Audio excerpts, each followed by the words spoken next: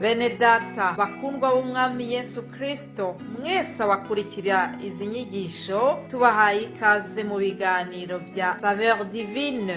Ibi biganiro mu bitegurirwa n'abavugabutumwa bwiza batandukanye, akaba ari umuhamagaro ugendera ku ijambo ry'Imana byanditse mu gitabo cy'ubutumwa bwiza uko bwanditswe na Matayo ibice 24 umurongo wa 14. Kandi ubutumwa bwiza bw'ubwami buzigishwa mu isi yose ngo bube ubuhamya bwo guhamiriza amahanga yose, nibwo imperuka izahera ko ize. Ibi biganiro mubikurikira ku channel ya YouTube yitwa Saveur Divine. Tubifurije kugubwa neza. Imana Data ari nayo So ibaha umugisha.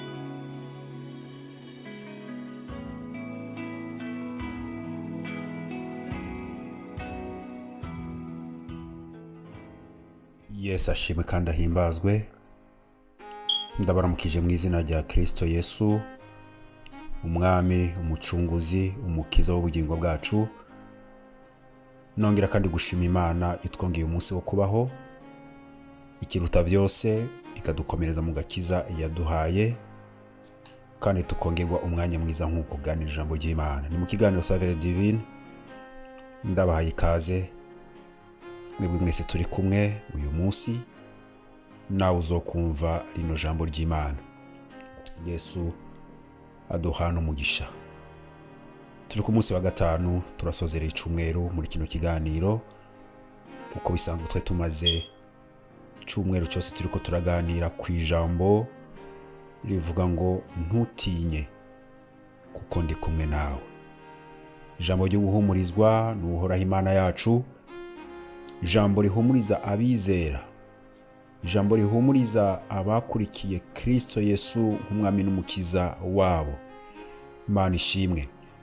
Kandi Imana yatuganirije byinshi ciye mu bakozi b'Imana batandukanye. Imana ibahezagire. Dusangire rino jambo rero, dusozereye ko kino cumweru. Turisanga n'ubundi muri kino gitabo cy'umuvugishwa n'Imana Yesaya, n'igice cya 43. Turasoma duhereye ku murongo wa mbere maze tugeze ku murongo wa kabiri. Yesaya 43 umurongo wa mbere tugeze ku murongo wa kabiri. Umutwe w'amajambo haravuga ngo Uhoraho wenyene niwe mucunguzi.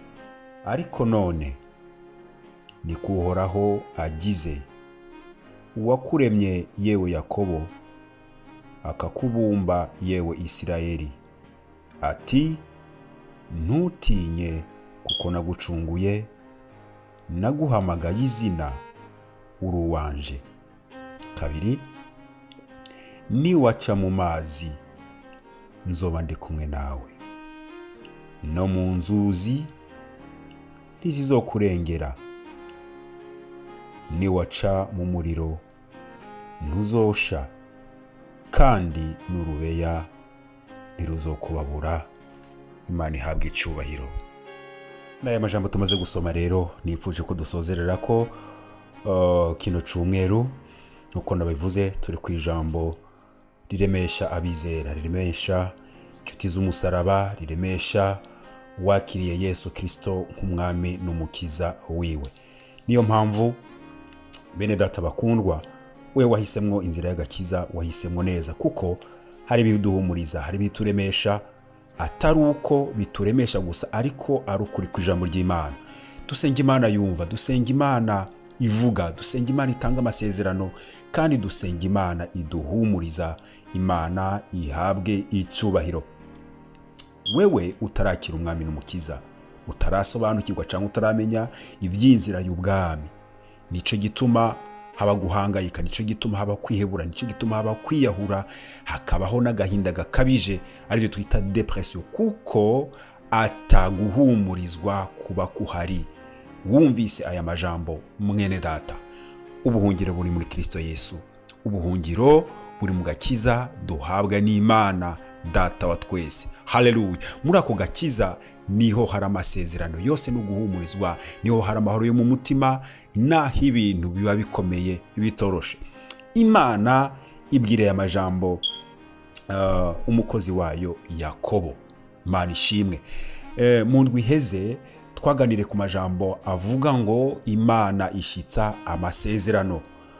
naho twashoboye kuganirira hamwe turaraba amasezerano yo ku gatwe k'umuntu, amasezerano y'umuntu yihariye canke amasezerano rusange. Twabonye ko ari amasezerano rusange dusanga muri bino bitabo by'ababwishwa n'Imana, amasezerano rusange Imana yasezeraniye abari mu isi, Imana yasezeraniye Aburahamu, abazomukomokako, natwe turi urubyaro rwa Aburahamu. Nicyo gituma aya masezerano yaba yahawe Aburahamu, yaba yahawe Yakobo, yaba yahawe Isaka, natwe aya masezerano aba yacu kuko tubyizera. Imana ishimwe. Rero hatubona Imana ivugana n'umukozi wayo Yakobo, imubwira amajambo akomeye. Iramubwira ngo yewe Yakobo, ntutinye kuko nagucunguye. Imana ishimwe. None wowe ntiwacunguwe? Yewe sinacunguwe. Yesu Kristo ntiyatubabariye ibyaha ku musaraba, twaracunguwe. Kuko wacunguwe rero, Imana ishimwe. Iri sezerano, iri jambo ni ryawe. Imana yongera iramubwira ngo naguhamagaye izina ryawe Imana irarizi, kuko wiyandikishije mu gitabo cy'ubugingo wa munsi watura ukemera Kristo nk'umwami n'umukiza mu bugingo bwawe. Izina ryawe ryamenyekanye mu ijuru, ryandikwa mu gitabo cy'ubugingo. Izina ryawe, izina ryanje, Imana irarizi. Imana ishimwe. Umurongo wa 2 ari buduhagarara ko cyane, haravuga ngo niwaca mu mazi, Imana ishimwe, zoba ndi kumwe nawe.